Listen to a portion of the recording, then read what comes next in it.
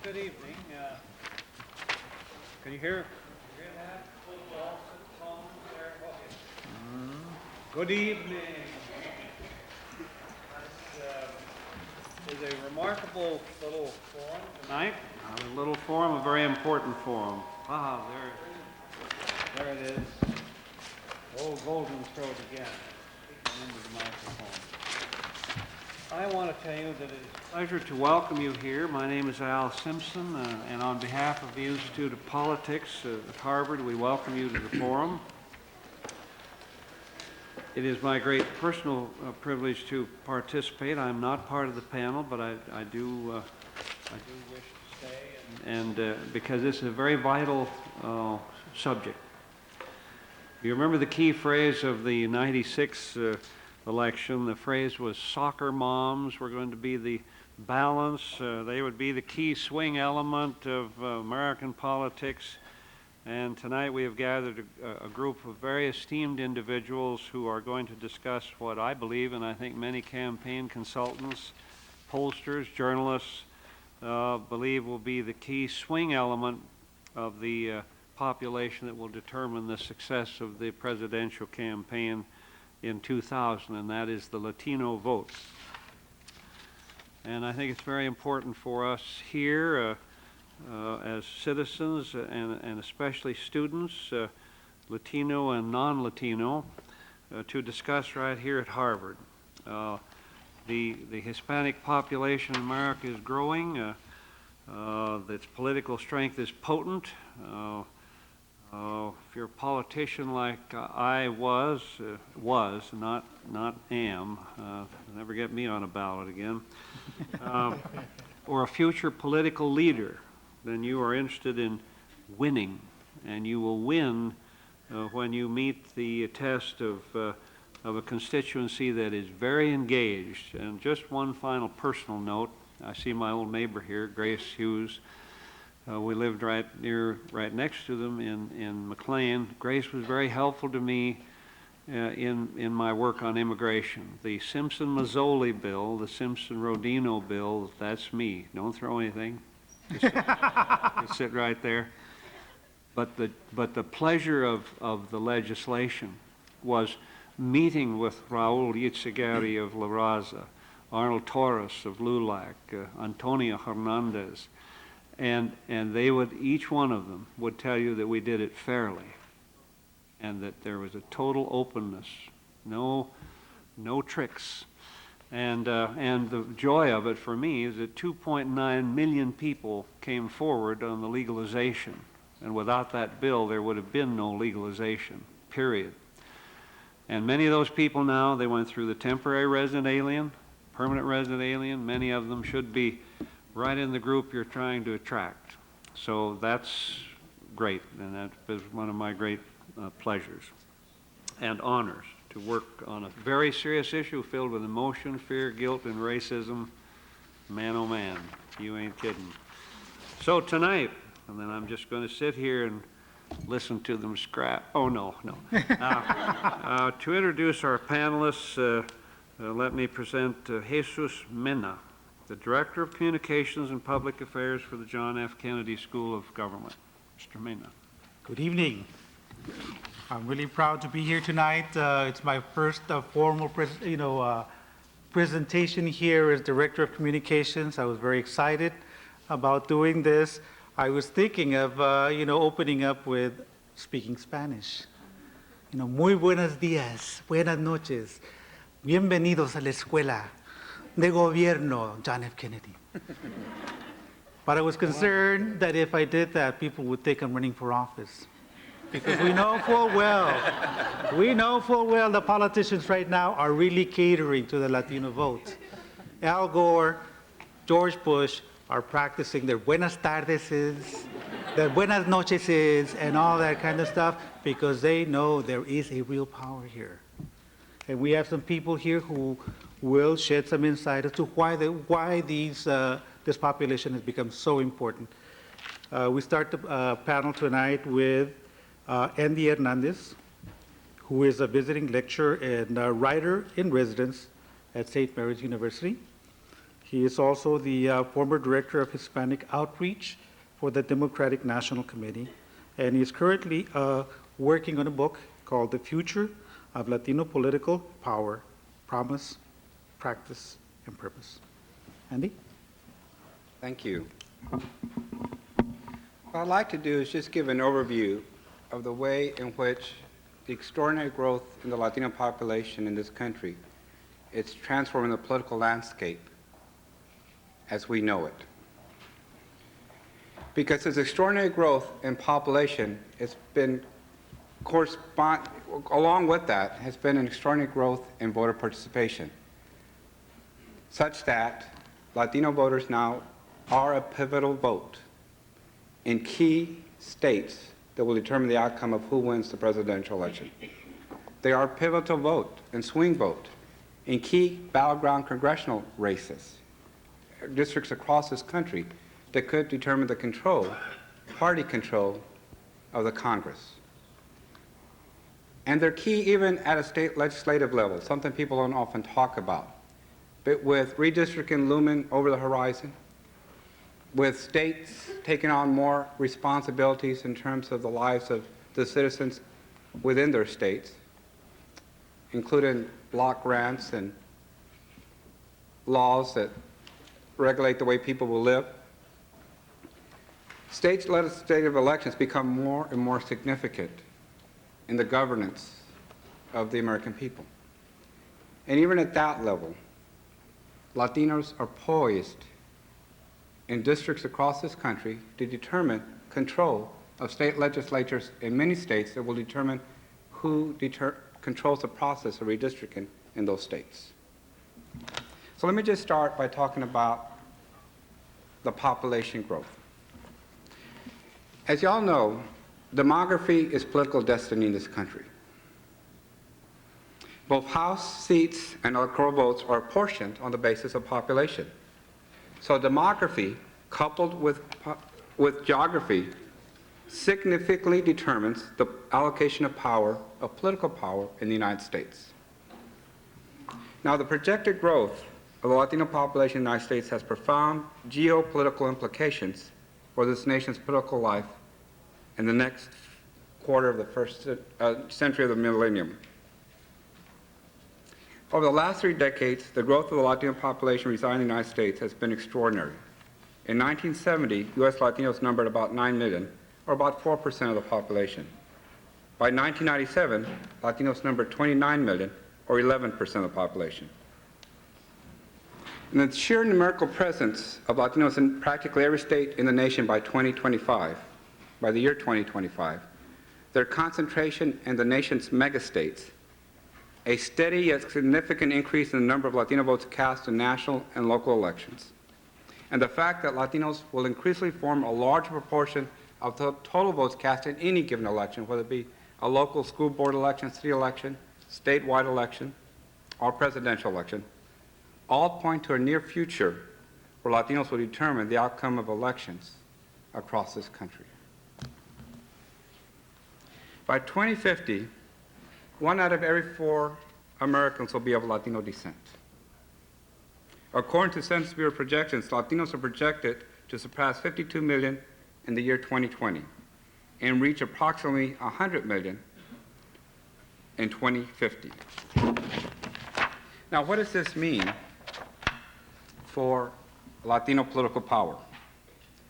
Well, one could argue that Latinos may have large numbers, but they don't participate politically.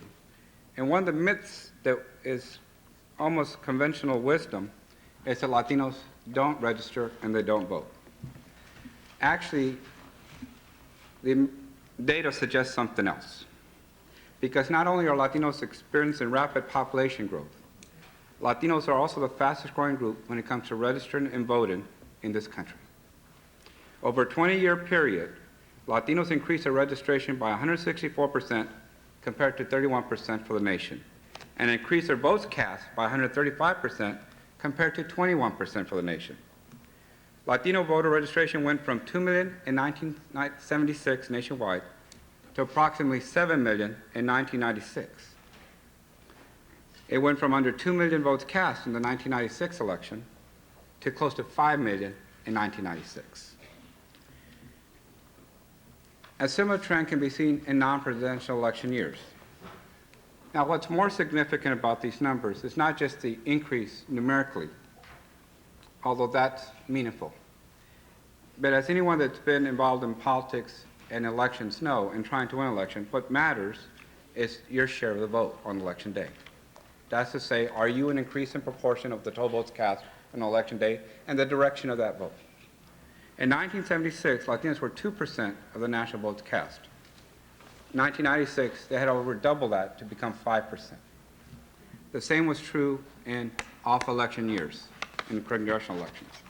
But let me give you something that's even more telling. In the 1996 election, Latinos increased by 28% over 1992 in the total number registered to vote, and by 16% in the total number who actually voted from 92 to 96. Now, what's significant about that? If you look at the comparisons between groups, ethnic groups, in 1996, there was close to 10 million fewer whites that participated in the election than had participated in 1992. African Americans increased their numbers by about 15,000 nationwide. So 10 million drop in the white vote, about 15,000 increase in the African American vote. But Latinos increased their vote over 1992 by 700,000. Now that is a remarkable feat. And let me tell you why that's remarkable. If you look at why people vote in this country, and you look at who votes in this country, those of you all who are in political science know this already. People who have higher incomes, higher education levels, are homeowners, tend not to move, are married, those people tend to vote at a higher rate. That's to say, the more income you make, the more education you have, the more stable your life is, the older you are, the more likely you are to vote. The probabilities just increase significantly as you increase up that, step up that ladder. Now, the reality is Latinos are working class people, are not college educated, their adult population, are young, much younger than whites, have just recently been included into the process after years of historical racial gerrymandering, and are emerging at a time when politics is in the country is taken with some contempt, and where turnout and participation is down overall. Alienation or loss of confidence in what government and politicians can do. So how do you explain this great upward momentum at a time when people are dropping out? How do you explain Latinos buying in? And how do you explain them overcoming these downward pressures of participation that's true of all other groups? I think there's something phenomenal going on, and that's why I believe that this trend is irreversible now. It will continue into the future. And what does that mean, this upward momentum of votes cast and voter registration? Well, if you look at the year 2025, 40% of this country's population, according to the U.S. Bureau of the Census, will reside in 5 states. In 2025, 40% of all the people living in the country will live in 5 states. These 5 super mega states will control or have within them close to 40% of all the congressional districts in the country and 40% of all the electoral votes cast in the presidential election. Now, which are these 5 states? The 5 megastates are California, where Latinos will number 21 million, or about 43% of the state's population. Texas, where Latinos will number 10 million, or about 38% of the population. Florida, where Latinos will number 5 million, or about 24% of the population. New York, where Latinos will number about 4 million, or 22% of the population. And Illinois, where Latinos will number 2 million, or 17% of the population. These 5 megastates that will determine the direction of our country for the next century, that population growth is being fueled by Latino population growth. Now, what does this all mean in terms of voting trends and things like that? Let me just talk a little bit about how the conventional wisdom has been wrong on Latino voting trends in the same way it's been wrong on Latino voter participation. I suggested to you that people assume that Latinos don't vote and don't register to vote, when the facts are that they're voting in larger numbers against a trend in the nation and against their own downward pressures. And they're becoming a larger share of the total votes cast, which makes them more politically salient for politicians running for office. A lot of times what those of us in the academic community, and even those of us that write about this will do, we'll look at turnout rates in terms of total population, eligible population, voting age population, things like that.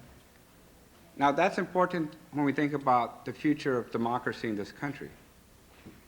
But what's really important in elections and who wins and who loses is how many people show up and what piece of the pie you are of those who show up. And if Latinos become an increasing piece of the pie, and there's highly competitive elections, then Latinos will become a significant political force. And we're beginning to see that in the way that both parties have responded now to the Latino vote.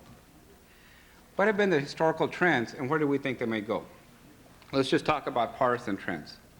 If you take network and exit polls over the last 20 years, for example, in the presidential election, and just average or get the mean, let me just share that with you.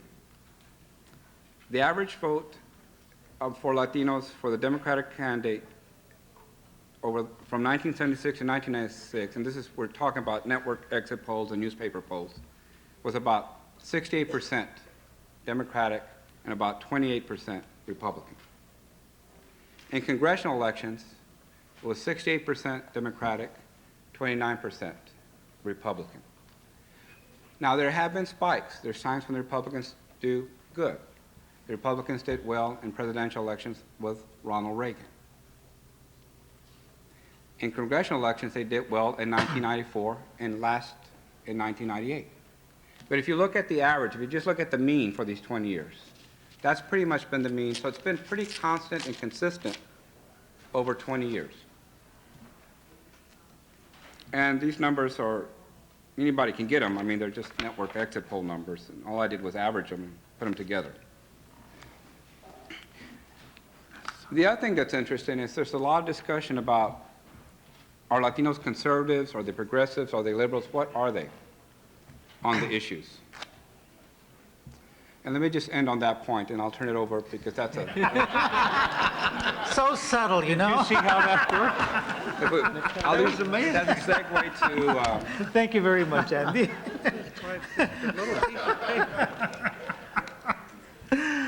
Okay, thank you so much, Andy. We will have a lot more time to discuss more of these details. I think that was subtle. I was going to kick him under the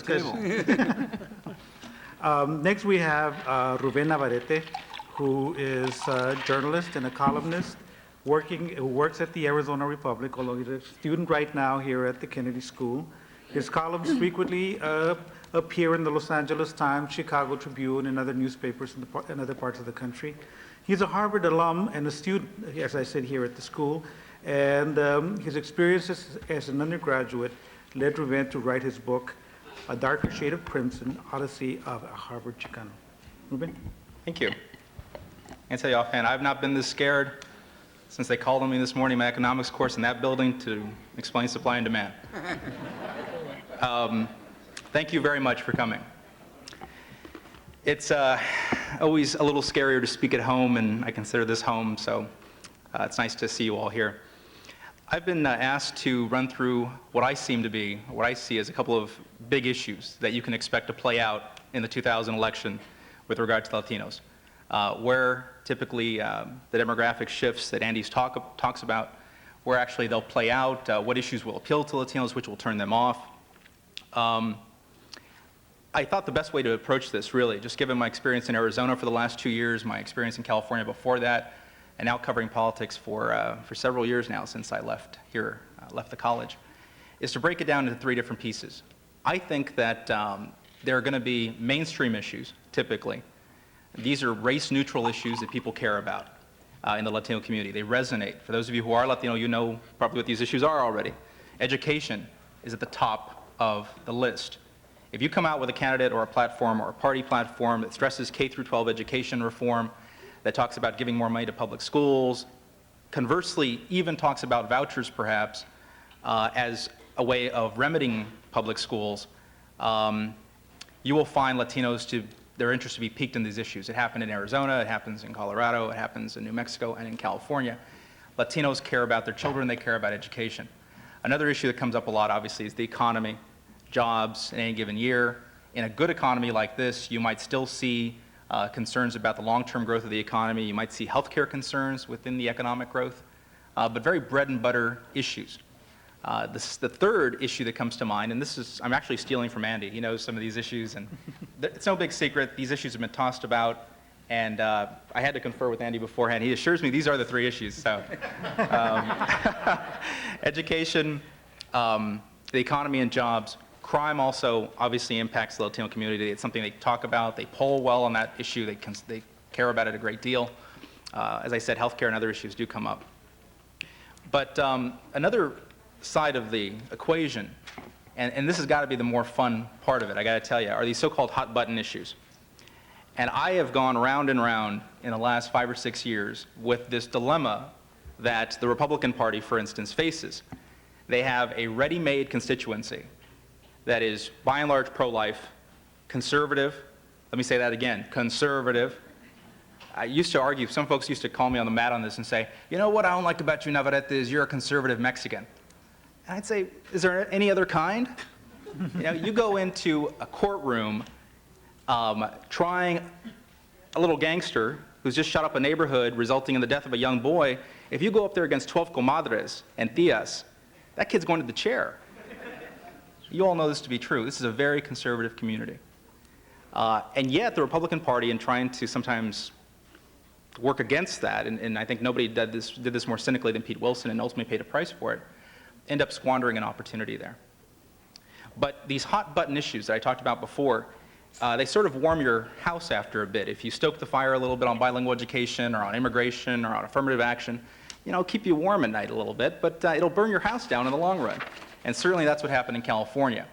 I never in my lifetime thought I'd see the kind of victories for Democrats in California that you saw in '98 in November. I used to joke about this. I was 12 years old and Gray Davis was running for governor. He finally made it, okay? Nobody could have predicted this, but the Latino community woke up and it happened. These are hot button issues that very often impact an election. My advice is, by and large, stay away from them. You can make the argument, I think, and I've tried to make the argument in the past, that affirmative action reform or bilingual education reform or immigration reform doesn't necessarily have to have this connotation.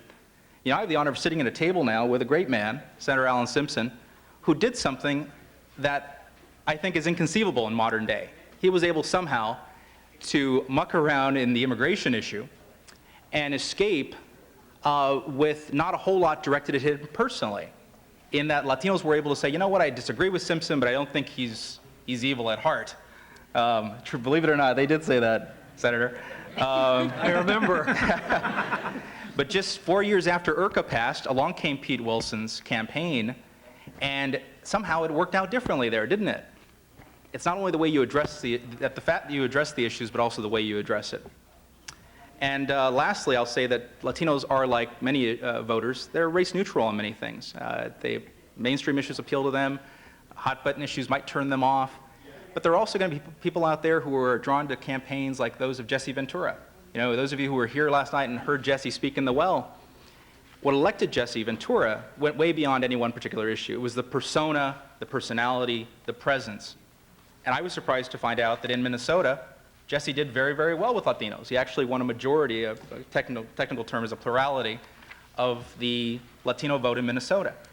So you got the whole spectrum. You got mainstream issues, hot button issues, and just race-neutral campaigns. I will end with this, though. One of the things I think we need to come back to, and I think we will come back to it time and again here, is this dichotomy with regard to the Latino community. On the one hand, we are, let's back up a second, 2/3 of the Latino community, a healthy 60%, are Mexican and Mexican-American. They come from these states that Andy's talked about. And it has been true, it remains true, that these voters are largely Democrat. Now, that's not always a good thing. Sometimes, if it were a good thing, if politicians listened to trends and acted accordingly, I, as a political columnist, would be out of work, because politicians wouldn't do stupid things. But I assure you, they continue to do stupid things with regard to this community. And not only do Republicans do stupid things, but Democrats do stupid things, like taking this community for granted, assuming it's in the bag, moving out to the middle to go get white male voters, triangulating, and in the long run, losing the Latino base. They wake up one morning and their opponent has 30, 40, 49% of the Latino community. They can't understand how that happened. I want you to keep this in mind. There are two trends here at work. On the one hand, you have a fiercely Democratic group of voters. But catch this. We're not talking about people changing their party registration. Grandma ain't going to walk out tomorrow and go become a Republican. But I'll tell you what, she will vote Republican. They're cafeteria voters. Okay? They pick and choose what they like across the board. 49% of Latinos voted for Bush. Okay? I know some folks at Southwest Voter in San Antonio didn't know how quite to explain that. They dispute that number. I dispute their findings. Doesn't matter. 49% of the, I'll go with that figure. 49% of Latinos voted for Bush. McCain in Arizona, where I was, got 62% of the Latino vote. Jeb Bush in Florida got 60% of the Latino vote. 4 or 5 years ago, Reardon in LA and Giuliani in New York were both doing 40%. You can't explain any of this. Governor Hull in Arizona got 40% of the Hispanic vote. I joked with some friends. She was this older grandmother who went around talking about education. She was friendly. She broadened the tent. The white male she was running against was so desperate to get to the middle, to go out there and get other white males into the Democratic Party. You know, he was going around saying, I'll get 75, I'll get 80% of the Hispanic vote. I don't have to worry about that. Didn't happen. She came in there and the grandmother went in there and stole his cookies away. 40% of the Hispanic vote. It happens. I joked with people during the campaign that they were going to do bumper stickers. You know, la viejita sí, el pendejo no. Pendejo is a technical term. I like that, Ruben. But this voting bloc has always been up for grabs. It's more up for grabs now than ever before. If George Bush thinks he has a lock on it, he's wrong. But if Al Gore thinks he has a lock on it, he's dead wrong. Thank you. Thank you very much, Ruben. Okay, our next guest is Judy Chapa, fellow Tejana. We just met each other right before I'm also from Texas originally, Rio Grande Valley. We've never met before, but anyway, she's Director of Hispanic Affairs for the Republican National Committee, has extensive experience in, sorry if I turn the page, marketing, advertising, and public affairs. Her honors include the Felix Fraga Humanitarian Award, the LULAC Corporate Excellence Award, and listings among Who's Who among Hispanics and Outstanding Young Women in America. So I give you Judy Chapa. Thank you. I'm one of those very outgoing, talk with my hands kind of person, so I'm going to apologize up front to the people next to me. I always have to do that. I always just feel so confined on these panels. Let me first of all say what a pleasure it is to be here with all of you tonight and to see so many Latinos and Latinas and those that are interested in learning more about us as a group. I started doing Hispanic, quote-unquote, marketing back in the early 80s. And I would never have thought that I would be sitting here, 17, 16 years later, sitting and talking to a group about who, as a people, what we're going to do in the year 2000. So for me, it's very exciting, and I'm just so glad to see that it has taken off the way it has. It means that someone was paying attention. Unfortunately, not everybody has, and as was stated earlier, we don't have the share of the Hispanic vote. And it's interesting what Ruben just said, because it's true. When I go out and I speak to women's groups, Latina women, and we start talking about a lot of the issues that the community Hispanic community has, along with the Republicans, they look at me and they go, oh, I don't know, you know, maybe I am Republican and I just don't know it. But don't tell anybody, because that would really be, you know, horrible. And while I agree that we can't agree on everything, I think that if we get past a lot of the hot button issues, that we have a lot more in common than we ever stop to think about.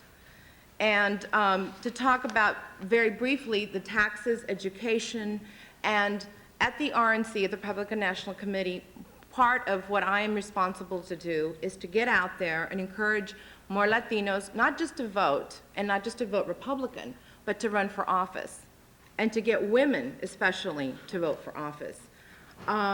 We have more women voters than men voters in general, but we don't vote, and we don't participate. And at the RNC, we launched in June the National Hispanic Republican Women's Task Force. And let me just say that it was probably one of the most rewarding things I've ever done. We started with 20 women. We're up to over 200. I think it's like 225. And here are these women who are grandmothers, who are homemakers, who had never really even thought about politics, and now they're interested in possibly running for office. And it's something that we're trying to get more women and more Latinos to do at the RNC. We have an extensive political education division where we send people to go to college and to learn how to run campaigns, how to finance campaigns, how to raise monies, and basically just how to run for office. And that's something that I think that in the bigger picture that when we talk about what role are we going to play and who are we going to vote for and who are we going to elect, personally, I think we can't overlook the fact that we should try and have more Latinos running for office. I think that we need to take more of a leadership role in respect of not just being seen as a voter, which definitely we need to vote, but we also need to start thinking of ourselves as potential candidates and taking up issues that are important to us. And women especially, Latina women, we're always very, even now, you know, if someone pays you a compliment, you go, oh no, I'm really not. And you know, I really don't have that kind of experience. Well, we need to get past that, and we need to just take stock of what we really can do. And instead of always being behind the scenes and always managing everybody else's campaign, I mean, we get other people elected, why not elect ourselves? So that is one of the things that I personally, through this current position that I have, am trying to push forward.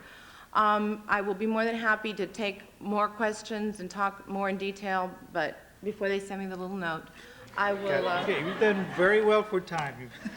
Well, I would prefer actually to have questions, because I know that it's hard for me to anticipate what all of you want me to talk about, so I'll wait till the question and answer and Muy bien. give my time. Thank you very much. And our last speaker tonight is Robert G. De Posada. He's Executive Director of the Hispanic Business Roundtable. He's also a former Deputy Press Secretary for the Republican National Committee. De Posada De Posada directed the Hispanic communications effort for the Bush Quayle 88 and 92 campaigns. Don't forget that one. Oh, sorry, excuse me. Eliminate that. Okay. He served as Director of Hispanic Affairs of the Republican National Committee from 89 to 93. Thank you. I feel very weird. It's very strange to be sharing a stage with Andy and not disagreeing with him. Please excuse me for that. There's a whole bunch of things going on, and all the numbers that you're hearing, and you know, we tend to disagree with a lot of the polling data that's coming out, particularly because the Hispanic community is you have a wide variety of Hispanics. You're not talking only ethnically about Cubans, Puerto Ricans, and Mexicans. You're talking within Mexicans, you have a California community that is completely different from a Texas community. You have a community that lives in urban Los Angeles that is completely different from rural Fresno. So that, I mean, by itself, you have a serious problem of trying to identify an issue that affects Hispanics as a whole. And I think, to give you a quick example of why I disagree that we have a problem in the Hispanic communities, because we have the numbers and we have the resources, but we're never going to achieve power unless we start making both parties fight for our votes. Unless we start, Democrats stop, taking us for granted, and Republicans start writing us off. And partly is I blame in great deal a lot of the Hispanic Democratic leadership, in part because what you've seen is that empty rhetoric, a lot of the inflammatory rhetoric on trying to block the Republicans from coming in, using immigration, using some of these social issues, which I agree. I mean, they made mistakes, but by raising the flag of racism, of anti-Hispanic, anti-immigrant, you blocked the ability of other issues coming through. Let me give you an example. We're working right now at the Hispanic Business Roundtable on a lot of the healthcare legislation going on the Hill right now. And Dick Armey, the House Majority Leader, has introduced an incredibly popular and incredibly beneficial plan for the Hispanic community, which is a refundable tax credit for low-income workers to actually buy health insurance. I mean, here we would be giving $1,000 a year for low-income Hispanic workers to actually go out and buy health insurance, and done on a monthly basis like an earned income tax credit. When we did focus groups, and it was presented, this is a Republican member of Congress introducing this bill, we had a completely negative reaction. When we eliminated the phrase, this is a Republican member of Congress introducing this bill, the numbers went through the roof. When we polled New York voters, New York Hispanic registered voters, on issues, overwhelming majority, as Andy said, as Ruben said, for school vouchers, for very strong crime initiatives. That's what elected Giuliani in the first place. Strong tax numbers, economic numbers, all the numbers, every single one of the items in the conservative agenda had overwhelming support in the Hispanic community. But then you ask the question, which party best represents your views? And the tortilla would flip. And you all of a sudden had the numbers flipping to the Democratic Party representing these values and the Republican Party representing these others. So I think that's a critical component that we as a community need to start figuring out, that we need to eliminate that partisan rhetoric from it and allow the message to come in. To give you a couple of examples on some issues that are being currently debated in Congress. And it's very, very, very sad that you're not seeing a single Hispanic member of Congress, Republican or Democrat, involved in the health care debate. Not a single one. Is introduced legislation, introduced amendments, been an active role. Not a single one. And yet, you saw the census numbers that just came out last week, where Hispanics are triple the number of people uninsured in this country, where Hispanic workers are triple the number of uninsured. You have John Shadegg, congressman from Arizona, introducing a great bill yesterday to provide tax relief, to allow it's self-employed, which is an overwhelming majority of Hispanic businesses in this country, the small one or two people businesses, to be able to fully deduct the health insurance, to allow associations and community-based groups to offer insurances to their people. All these issues are critical to our community, and it is embarrassing that the Congressional Hispanic Caucus, that the Republican and Democrats are not addressing these issues. The flat tax. I'm not saying it's the best thing in the world, but let's look at it. The first $36,000 of income would be exempt. How many Hispanics make more than $36,000 in this country? Very few. So, I mean, all these are issues that it's the responsibility of our community. I see Anita Perez Ferguson here, and the best example, she came to one of our forums, and we paired her off with Linda Chavez. And everybody was expecting blood in the audience. Everybody went there expecting these two powerful women coming and killing each other. Was that on pay-per-view? No, C-SPAN covered it. The funniest thing is they both addressed the issues. And you had an audience in awe because you had two very different philosophical views, a liberal and a conservative. But for crying out loud, that's what our community needs to hear. On another subject, on the operatives, because I think it's critical, of critical importance to our community right now, is this is a two-way street. And I've always criticized Republicans on one sense, and particularly Hispanic Republicans, because they're always criticizing, well, why don't you have more of us inside the party structure? Why don't we have more Hispanic operatives in the system? Well, Hispanics can start getting in the process. It takes about 10 people to go to a precinct meeting and elect a new chairman. It's that simple. Precincts are very small, and the party operations in all these precincts are minimal. So if you really want to start developing some kind of structure, with a Hispanic structure in the party, the only thing you have to do is start going into these meetings and take your friends and take your neighbors, and little by little, you start generating enough precinct chairmen to elect a district chairman, and so on, and you will start generating these people. And it's critical that you start getting involved in the political process, learning how the campaign runs, learning what makes it, what is a press secretary, what are the logistics of a campaign. We're talking about a 50% voter turnout. You need to know where those voters are coming from, how you target them, how do you reach these voters. I mean, a big debate is whether Hispanics are reached through, Spanish media or English media. In the past, it's been that you reach them through English media because the Spanish speakers tend not to vote. All this has changed a little bit in the past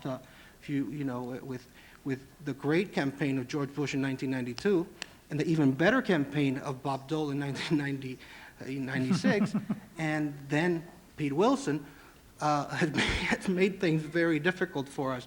But I think that ultimately, it's both of us. I mean, I think that when you hear a Republican coming to you, don't immediately raise that shield, that defensive.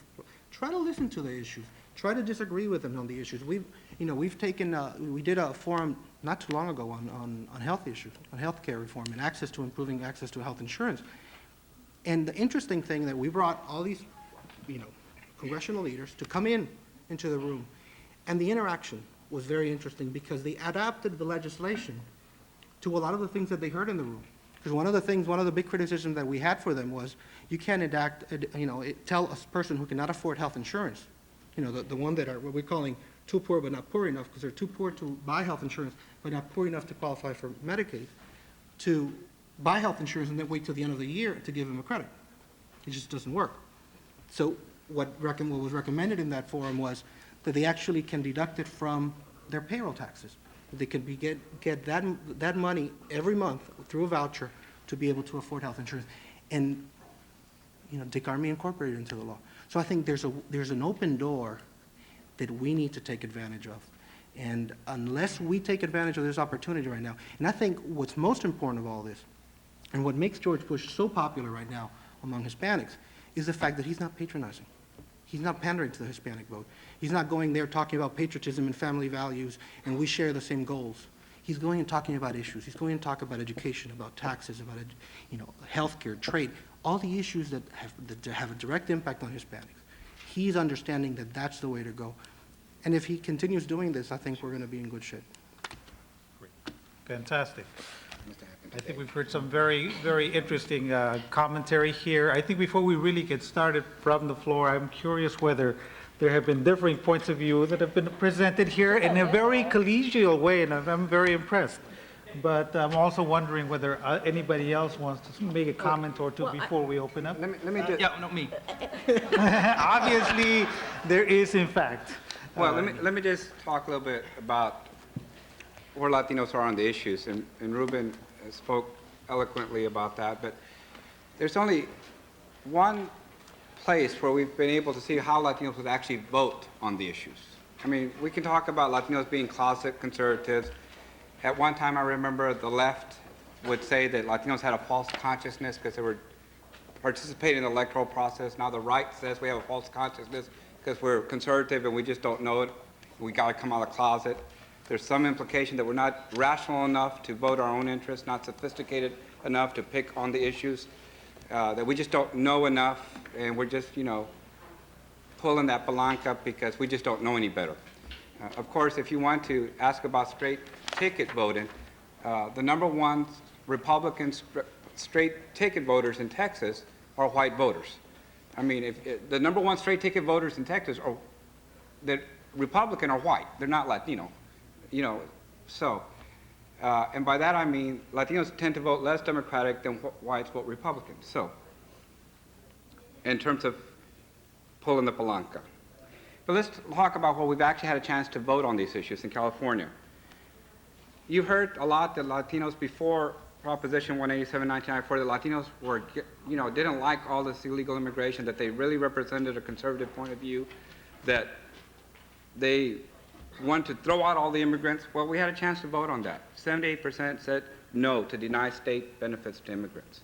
78% of Latino voters in the voting booth said no. Then you said, well, you know, Latinos are really closet conservatives. They're not for this affirmative action stuff. They're not for that stuff. That's an African-American issue. That's not a Latino issue. You heard that. You heard that over and over again. Had a chance to vote it, 70% said don't abolish it in California. That was 1996. Then you heard, well, you know, Latinos, and they're not liberals or progressives, and they're really conservatives, on limit union campaign contributions. Getting a chance to vote on it. In the election booth, taking a vote. 75% said don't do this to the unions. Now, this is remarkable because only 30% of the Latino voter households have union members. So they're not voting their union interest, they're voting their ideological or their perspective interest. Abolish bilingual education. How many times did y'all hear that Latinos were against bilingual education? Well, that's true, actually. We'll fight that later, Andy. Yeah, it's true. 63% said no to abolishing bilingual education in its present form in California in that referendum. If you ask people, do you support bilingual, in any poll that you do, 80% plus say yes. Now, we had a chance to vote on it, and by almost a 2-to-1 margin, we said no to the proposal, even though everybody was telling us that that's in fact what we were going to do. Even though everybody was saying that bilingual education would work. All I'm saying is this, when you get down to it, the only time we've ever had to test all these theories by how people voted, how they voted their beliefs, was in California on these referendums. And if you're telling me that the people voted against what they believe, against their own interests, and they're not smart enough to know it, not just from a partisan perspective, but on these issues, I just don't buy it. I give our Latino community and our Latino voters much more credit to be rational voters. Let me tell you what the time. Well, let me just finish this. On the rational vote. I paid for this microphone. On the rational vote, every Republican candidate they voted for are moderate Republicans that are good on certain Latino issues. John McCain. They all have a common bond. They're less conservative. They're more moderate, and particularly on Latino issues. That's a common bond between Giuliani, between Reardon. If you look at what's common to all of them, they all run against their party on Latino issues. Okay, Abby. Now, in Well, fairness, we had. I just wanted to say that you're absolutely right, but California, you know, is not Texas, is not Arizona, is not any other state. It was So, more conservative before this. but the They used to fact vote of the for matter Ronald is Reagan. that you can't say that we as a whole group voted for these issues when these were issues that people in California voted for. The most Well, it's important. And I'm not saying that we're too ignorant to make our own decisions, but I don't like the fact that because Hispanics in California voted that way, therefore I have to vote that way as well, being a Texan Hispanic. Okay, So yeah, now- California did that, but Okay, now, in fairness, I know there's a lot of differing points of view here. People are feeling very strongly, but I think, you know, it's important for the students to participate in this forum, and I'd like to open it up to that, and then some of the points of view that people have here can come out in the course of the discussion. So obviously, we've got things rolling here. First, and before we get started, these are questions, not speeches, please. Everything has to finish with a question. If you want to deliver a speech, please talk to Bill White. He'll put you in the forum, okay? I'll try to make it quick. My name is Eddie Howdy. I'm a second year at the Kennedy School. I wouldn't want to be a first year ever again. Now, I'm from California, and this summer I had the privilege of attending the BAPAC dinner, which is the Black American Political Association of California. Now, let's see if we can guess who the keynote speakers were at the BAPAC dinner. They happened to be the Speaker of the Assembly, Antonio Villaraigosa, and the Lieutenant Governor, Cruz Bustamante, neither of which is black. Cruz is rural, Democrat, moderate, centrist on most issues. And Antonio is a big city, ACLU, LA, you know, Willie Brown type of Speaker of the Assembly. Now, the one thing that their two speeches, as different as they are, although they are both Democrats, as different as they are, the one thing that their two speeches emphasized was that they were sort of new Latino Democrats, that they weren't your old guard Latino Democrat, and that they weren't going to be Latino-centric, that they were going to talk about just the same bread and butter issues that you were talking about, Ruben. And in fact, Cruz ran his campaign on these type of issues. At the same time, we see the white elected officials coming out and speaking Spanish, and Al Gore coming out to this Ricky Martin music at these conventions, and sort of wrapping themselves up in this cloak, this Latino cultural cloak. So it seems to me that on the one hand, the white elected officials are sort of in a rush to get themselves associated with things Latin and things, Spanish language things. And here we have the two most important Latino elected officials in the state being very careful not to be seen as a Latino elected official, rather as a California elected official. What do you think, my question now is, what do you think the future for Latino elected officials is in terms of where their votes are going to come from? Because a lot of people don't think that their votes are just going to come from the Latino community. They're going to come from white voters, African American voters, et cetera. And what their race or ethnicity, what those two factors will play in their campaigns. Okay. Who would like to take the first stab? Okay. Since I said I wanted to answer questions. I think it's really going to be an individual decision. I mean, I'm a Latina. Yo hablo español desde que era niña. I'm not running for office. However, I have a very strong cultural identity, and I'm very comfortable if I'm seen as a Latina Republican woman. Some other Republican Hispanics don't like that Hispanic in there. I think it's an individual choice, and I think that you're going to have some, I know what you're saying, it's like the Hispanics don't want to be Hispanic, but now the non-Hispanics, all of a sudden, they want to be Hispanic.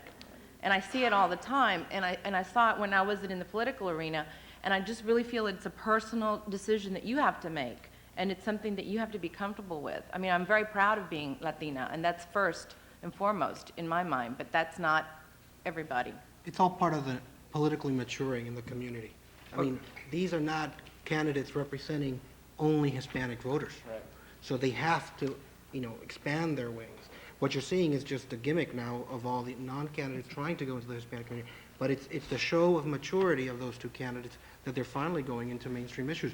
Well, I hate to go back to Anita, but Anita is chairman not of the the Latina Women Political Caucus, but of the National Women's Political Caucus. So that's the kind of, maturing.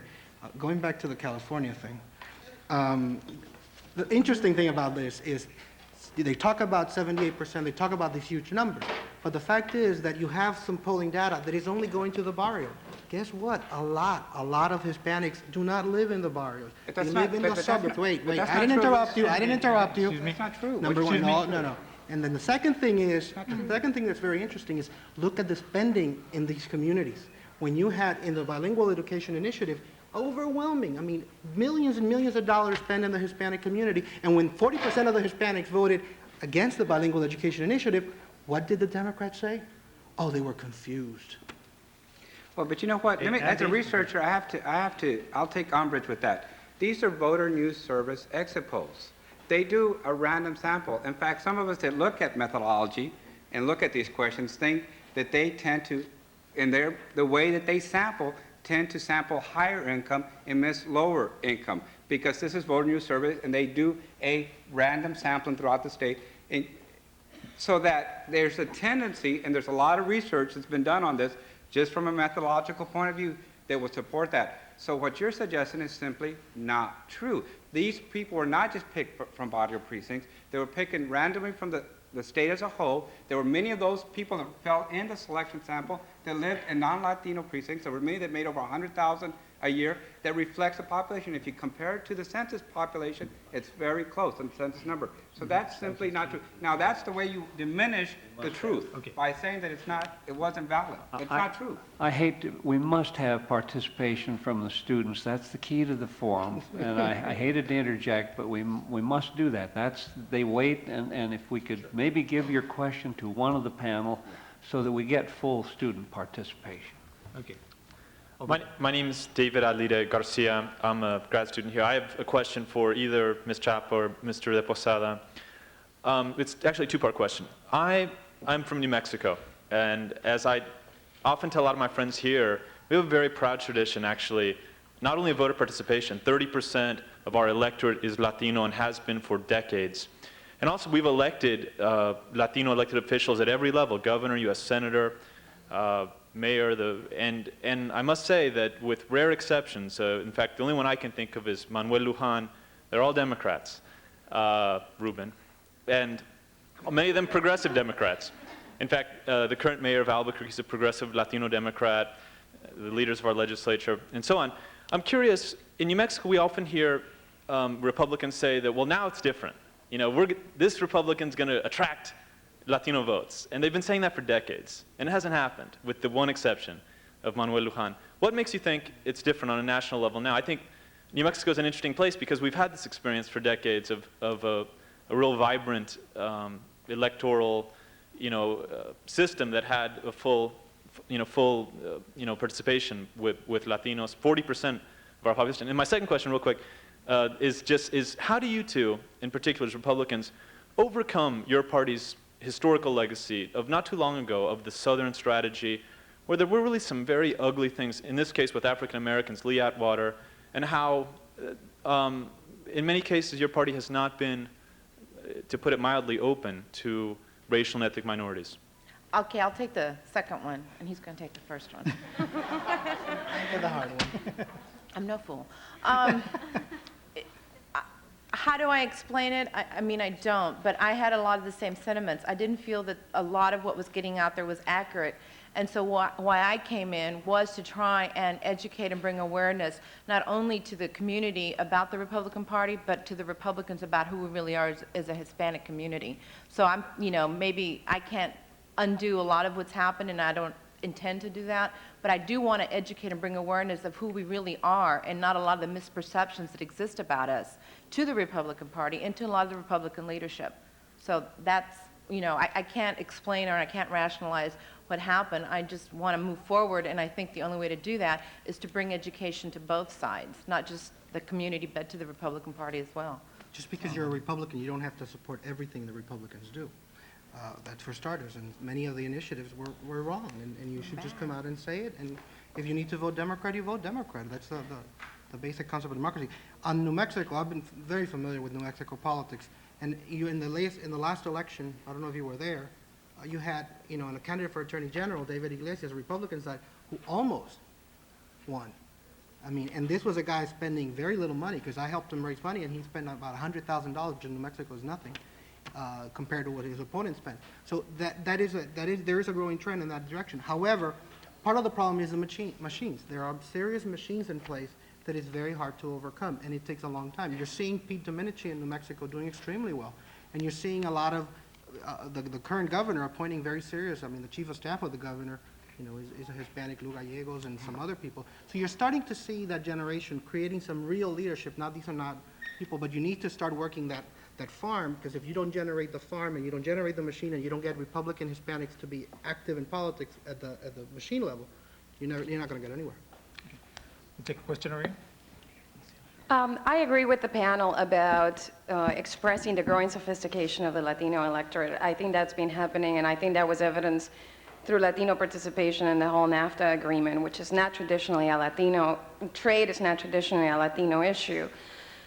However, I would say that contrary to Ruben's advice that candidates need to stay away from hot-button issues, I would say that's crucially what the Latino community does not need.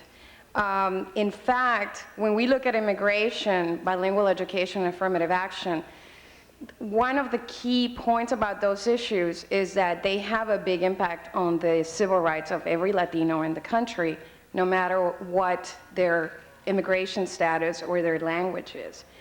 So I would say that because those are contentious issues and controversial ones, nevertheless, they need to be addressed. And Latinos, more than anything, are in need of leaders that have the political courage to stand on those issues. And that's why Giuliani and Bush and other people have been supported, because they did that. So maybe to Andy, as formerly with the DNC, and to Ms. Chapa, what would that advice be to the candidates right now? Take those issues and confront them, take the bull by the horns, and really address something that is at the core of what affects this community? Or do you just ignore it so that you don't alienate the rest of your party?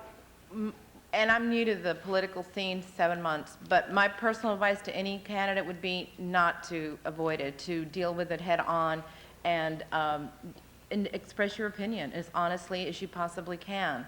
But I don't think that avoiding it is going to make it go away. I mean, those are always going to be there. And you're not, maybe not everyone's going to agree with your position, but you still should explain where you stand on these issues. I think you have to. Andy? Well, I was just going to say that I think every politician and every party needs to be held accountable on the issues. There's no question about that. And I think on these questions that don't have popular support, like bilingual education in the mainstream population, or immigration questions, it's when true courage is shown and shows you really whose side you're on. I haven't heard Governor Bush talk about bilingual education other to say he's for it if it works. Well, I kind of would support that position too. I'm for anything if it works. I'm not for anything that doesn't work. I don't know what that means. Who determines whether this works? The parents whose children are in these classes? Latino voters who voted 2-1 to keep it? Latino researchers and other researchers who have studied this and found it's effective are people who have a certain ideological viewpoint, a certain way of looking at the world that leads them to believe that this is just wrong, period. Who determines whether it works? So the real trick, I think, for the Latino community is going to be, with everybody paying attention to us, how do we get past the good feeling of them just kissing our babies and showing up at our schools and hold them accountable to the issues? And I think that's going to be the challenge, because more money pours into our community to sell us these candidates, both Republicans and Democrats. The real challenge is going to be, can we create an electorate that's sophisticated, and can we counterbalance that onslaught of advertising money, paid advertising money, to let people vote according to what they believe their vision and their interests are. Now, fortunately, Latinos have been able to overcome this onslaught for a long time, and I think do vote their interests. And I think they are rational voters, and I think they're very sophisticated voters. Just to respond quickly. We have another... Yeah, well, just since it was directed at me, even though I appreciate listening to my two colleagues comment about it as well. Let me just say this. I think very clearly, as someone who makes a living out of expressing opinions on difficult issues, including those three topics ad nauseum sometimes, immigration, bilingual education, and affirmative action, what I mean to say, and I think those of you who listen carefully to what I've said will hear this, if you build your house on those foundations, the house will probably fall down. There's a temptation, I think, in Latino Politics 1A to think, wow, what issues do Latinos really care about? Oh, I got it. Give it to me. Immigration, bilingual education, affirmative action. And the problem with that, whether you be Democrat or Republican, is those are very emotional issues where oftentimes people don't think out their policies or their positions as thoroughly as they should. I'd like to believe that we are a mainstream community, that we care about education, that we care about jobs and the economy, and we care about all these various mainstream issues as well. But my advice was, to be honest, directed more towards Republicans, to avoid the Wilson example of stoking these types of issues. Okay, another question over here? Hi, my name is Mirna Perez. I have a question that's primarily directed to Mr. Hernandez and Ms. Chapa, and I want to apologize because a lot of people are going to think that it's tangential, but it's really not. I think it's great to hear that Latinos are participating at a higher rate, but I'm a little bit skeptical that Latinos are ever going to be able to translate our numbers into political clout if we continue to remain confined to electing our officials in many respects through the method of single-member districts. And I am very curious as to why Latino organizations have not only embraced but perhaps promoted alternate election schemes, proportional representation systems, especially since in places like Texas, they've been very effective in not only encouraging Latino candidates to run, but improving the electoral success of Latino candidates, especially for smaller, more personal races like school boards or city council districts. Go ahead. Well, let me just give you some factual information, and I don't think we have the time to discuss at length the implication of this, but let me just say this. This is factually true. never in the history of this country has a Latino or Latina congressperson been elected from a non-minority district. Correct. Non-minority majority district. Never. To this date, there's not one Sure. that's been elected. To this date. Right, I agree. All right. Secondly, if you look at state representatives, and we just finished a study on this, close to 89% of all the Latino state legislatures are elected out of districts of minority majority. That's correct. So that, what that tells me is that at this point, maybe because after redistricting we'll have other opportunities in 2000, at this point, who are we electing? Who gets elected is coming out of majority district. In other words, if you didn't have those, would you have those numbers? Because they don't seem to be elected out of non-minority district. All the congressmen we'd have are elected out of minority majority district. And that's not to say that other Congress folks haven't run in other kinds of districts. Anita ran in a district that was a minority majority. There's been many capable people that have run and not one. So it's not that issue that we don't have the leadership. So I just leave it at that. Well, I would just implore all of you to tell all of your constituencies that if you really want Latinos to have a say, we should think about how it is that we elect our But leaders. let me That's tell you my- this. Going back, single member districts, which helped Hispanics get elected. Well, of course. Before that, When you had at-large elections, at-large but I'm elections, not you can advocating at-large But elections. let me tell you this on another topic, and Andy and I worked on this in the 91 redistricting, which is what helped, what the Voting Rights Act was critical in helping create these Hispanic districts. Because what was happening before with racial gerrymandering was course. a Democrat would come in, I don't want to pick on them, but he would come in and get 40% Hispanics in his district, not enough for a Hispanic to be elected, yet enough for that, assure that that district was going to be Democratic. And there was a strange, odd couple relationship in 1991 when the Republicans, together with the Southwest Voter and a lot of the Hispanic organizations, got together to make sure that those majority-minority districts were created because, in part, Hispanics would benefit because a large number of Hispanics would be elected, and then you have the Republicans who had more competitive races in the surrounding district. Right, but So- if we had a proportional representation system, it wouldn't matter who was drawing the lines. That's just the one thing, the message I want to get across. Okay, I'd like to give somebody else an opportunity here. Yeah, thank you. My name is Adam Taylor. I'm a first-year student at the Kennedy School. I'm really interested in building political and electoral coalitions between minority groups, including Hispanics, blacks, and other minority groups as well. And I think that it's a little bit dangerous sometimes when you talk about even mainstream issues that particularly the Republican Party likes to de-emphasize some of the racial implications in those issues, whether it's education, healthcare. Based on that, or is that as a factor, in my opinion, what do you see, or to what extent do you see the Hispanic electoral population building coalitions with other minority groups, and how powerful do you think that'll be in the coming election? Who are you?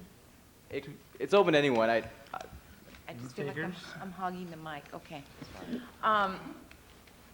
2 years ago, the co-chair at the RNC, we started a coalition of African Americans, Asians, Hispanics, Native Americans, women, and every other type of classification, if you'd like, or different ethnic races, cultures, and heritages, and for that exact purpose. And it's been 2 years in existence, and we have gone around the country and we're forming chapters of the New Majority Council, is what it's called, and we are trying to get to that consensus among all of us, and not to, as you say, just necessarily walk away from a lot of those culturally relevant issues within those different communities. At this point, I can't tell you how it's all going to play out because it's only been 2 years, but it is something that we are taking a look at and that we are doing. You see, I'm sorry, but that's the kind of attitude that's keeping Hispanics behind. Because we need to start looking at not Hispanic housing.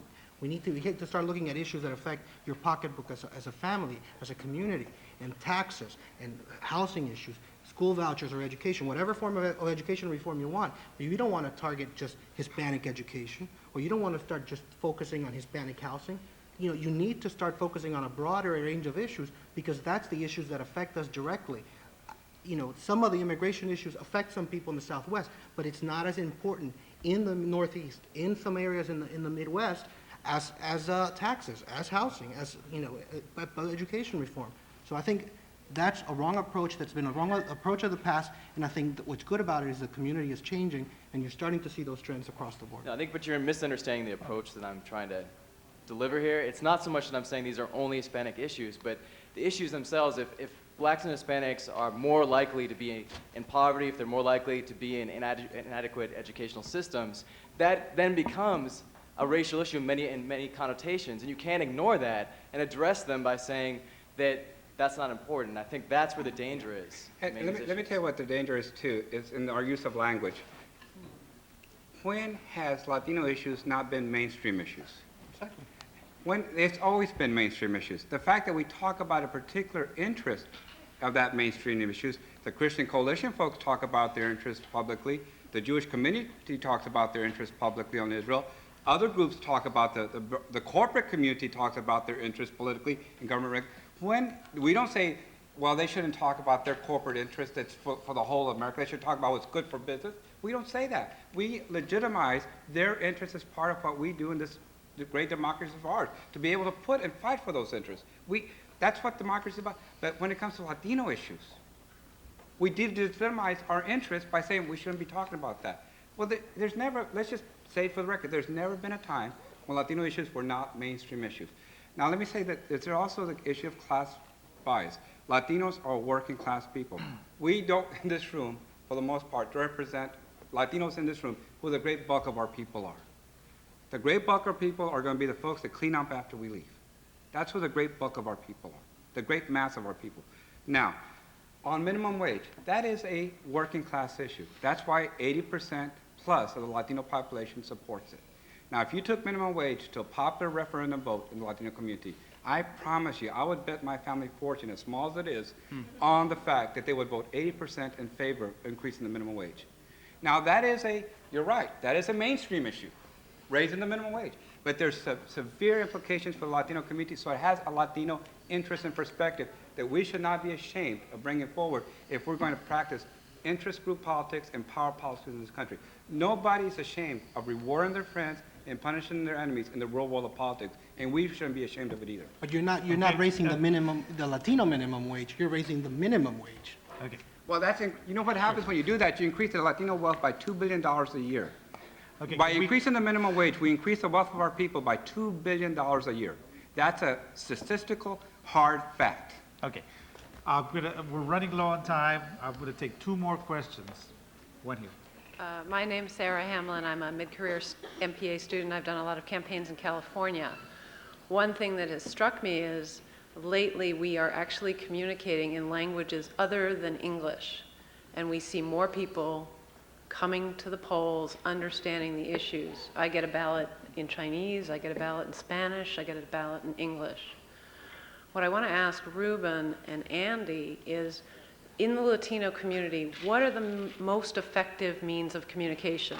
Is it radio? Is it personal visits by candidates? Does it translate to ballot initiatives statewide? What is resonating with people? And in an era of declining civic participation in the wider community, what is working to bring the Latino vote out in the year 2000? Let me just say I have some friends who do marketing and I have friends who do political consulting, and when they address this question, you hear some answers over and over again, but anything I could tell you now would be subjective. Consultant A might tell you one thing, consultant B might tell you something else. The answers I like best, though, are radio money tends to be pretty well spent in the Latino community. I think that Republicans and Democrats are finding that out, particularly with some folks in labor, some folks who live in rural areas. Radio will get you pretty good bang for your buck. I know a lot of folks in Spanish radio who are doing very, very well. Spanish television, that's obviously been a really newly tapped resource, but it's something that you can't overstate the significance of Univision. I mean, just think of this. I don't want to pick a fight with Andy, but I'll do it anyway. In Univision, with regard to Univision, it was Jerry Perenchio who spent millions of dollars of his own money out of his own pocket, Perenchio being a good Hispanic name, by the way. Jerry Perenchio, president of Univision, who helped defeat the bilingual education, actually try to defeat the bilingual education initiative. So clearly, when Univision becomes involved, it's a 900-pound gorilla sitting at the table. It has enormous resources. And when it dedicates free airtime and others, it can bring down those numbers. It can affect those poll figures. I think that radio and television will always be important. Direct outreach from candidates will always be important. This is a community that I don't think it minds being pandered to at all. I mean, you have to understand, for many generations, Grandma went to the polls, voted Democrat. Nobody ever called her. Nobody ever sent her anything. Nobody ever sent her a pot holder in the mail. You know, they just assumed she'd do it. And so I think it's high time that both parties start pandering, if you want to use that word. I know you didn't ask me, but as by profession, I'm a marketer, and so to answer that specific question in terms of, he's absolutely right. Research has shown over the last 10 years that it's radio, it's television, it's print, and then there's always, from a Hispanic marketing perspective, I always say it's the word of mouth. And word of mouth in the community is almost as effective as print or television and radio combined, because it's that whole family unity thing. You tell your friend and she tells her comadre, and then they go out. And so that is like considered the fourth, which is very unique to the Hispanic community when you're trying to reach them. So, sorry. Okay. One final question. Yes, hi. I'm Andres Jimenez, and I'm on the board of the Harvard Journal of Hispanic Policy. I have a question for Andy and Judy, but others might want to comment about this. But just quickly, before I ask my question, I just want to say that on this issue of healthcare reform and health issues in California, which, by the way, represents a little over a third of Latinos in the United States, a little bit over 40% of all Mexican Americans in the United States. So California is an important state for the Mexican and the Latino community in this country. That in California, leading legislators such as Denise Moreno Duchesne, who chairs the Budget Committee, Richard Polanco, who's the minority leader in the Senate, Martin Gallegos, who chairs the Health Committee. These people have been very active in terms of Medi-Cal reform and Medicaid reform in California to make it available to larger numbers of people who haven't been eligible. And we're very active with the Healthy Families Program and setting up a Healthy Families Program. So at least from the California, if not from the Washington perspective, and then now Charlene Zettel, who's a Republican from Poway, a legislator, has been very active also in children's health issues. So we know that elected officials in California have been active, who are Latinos, both Republicans and Democrats, on this health issue. So maybe that's a breath of fresh air. And that gets to my question. In fact, I think maybe one of the missing elements in the conversation right now is the fact that we actually have to take power within the parties. And in California, although I am opposed to term limits, the one thing that term limits did is it created a whole turnaround in the electoral leadership in California. There have been two developments as a result of that. One, whereas we had 6 Latino legislators in the upper and lower houses in California in 1991, we now have 23 and a lieutenant governor in the year 1999. Of those 23 legislators, about 8 are in the Senate, the rest are in the Assembly, and we have about 4 Republicans, 3 of whom were just elected in the last election, and the remaining are Democrats. One thing that the Latino Legislative Caucus has done in California, and the Latino Legislative Caucus is primarily a Democratic caucus, one thing they have done is they've become a power among elected officials in California state politics, such that they not only influence elections in Latino districts, they influence elections in other districts as well. And by sitting at the table and influencing decision-making, by taking power where they could take power, they've effected some very important changes. There's a new development, and clearly many of these Latinos are actually moderate Latinos. Now on the Republican side, we have this new development of the Hispanic Republican Caucus. We have Charlene Zettel, we have Abel Maldonado, who is a moderate Republican representing Santa Maria. Could it be that maybe the Latino Republicans in California will begin to moderate some of Republican politics to address the bread and butter issues that are of interest to Latino voters? So the issue is it only in California that Latinos could have reached a position of gaining power within one of the major parties? And can they do it in both parties? I mean, clearly it's happening. I mean, politics it's local, as Tip O'Neill used to say, and you having a very strong influence, for instance, in Florida. The Hispanic community is very, very powerful in Florida. You're starting to see that in areas in Texas. You're starting to see it in some areas in the Northeast, but predominantly California and the Southwest, because of the overwhelming numbers, are the ones leading the way. But hopefully along the way, I mean, you're seeing the developments over there in California with the 3 new Republican Hispanics elected. you know, it's just going to take a lot longer, and it's going to take a lot of the community involvement, making sure that there's true recruitment, making sure that you know, one of the issues that was not touched about on marketing is direct mail. Direct mail is a key component because of the resources. So I think it's critical that Hispanics wake up and start being more active at all roles. As this begins to wind down, let me just make a quick announcement or two. I don't want too many of you to leave before we get this out, okay? Obviously, this is a topic that could go on and on and on. So we've decided we have a reception after this planned in Bell Hall. For those of you who'd like to corner any of us individually, go at it, make speeches of your own, ask questions if you like. We'll be there for that, and we invite you to do that. Also, just by way of housekeeping as well, we have to do this. We have to draw attention to the person who's responsible for this panel. Understand something. These people are all interchangeable, me included, me most of all. You could take any 4 people and put them on this panel and make them experts, and they'd come forward with some perspective. We have people in the audience now who I think belong up here with us. The person who's responsible for this panel, though, is the person who put their blood, sweat, and tears into it, and that's Karina Moreno, our classmate.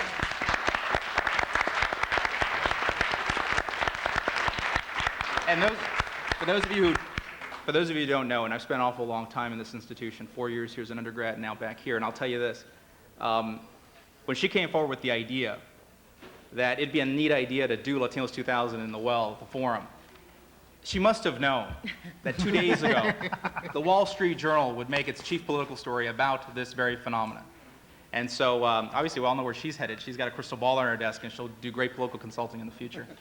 So we want to thank her. We also want to recognize a couple of other people as well. Bill White, who helped pull it all together and tolerate our madness. And also, standing in the rafters there, I put him on the spot, former Attorney General Dan Lundgren from California, who is here.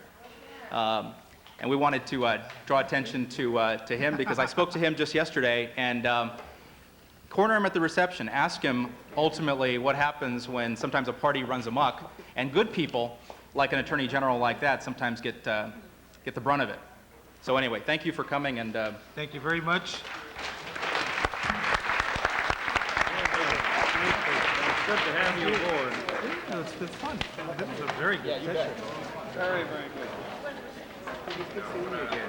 Seeing you, I think. I don't know, but I'm not a politician yet. I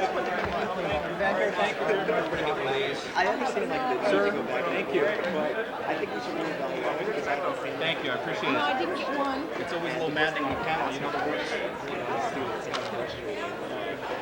I mean, I stood up, but only because he said that.